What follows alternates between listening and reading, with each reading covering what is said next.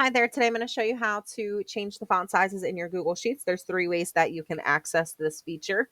And if you check out column I, you can see that I've written out those directions for you, and then we're going to go step by step. So the first way to do it is you're going to go up to the main menu, go down to format, and you're going to go all the way down to where it says font size. It has a big T and a little t. Once you click on that, there's going to be these numbers that populate. The bigger the number, the bigger the text, the smaller the number, the smaller the text. So that is the first way. The next way, you can actually use your keyboard.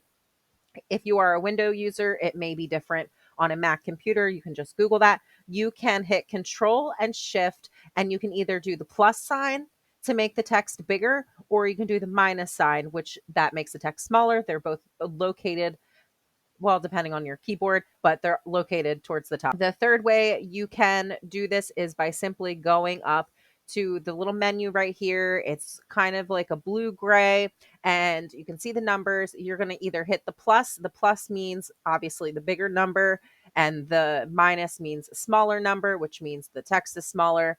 And then you can also go in and add in your own number. It depends on how big you expect your text to be, because there are ranges, but I think they're pretty high. So that is how you access the font resizing feature in your Google Sheets. If you found this video to be helpful, please check out my other videos. You might find this to be helpful too. Thank you. Bye.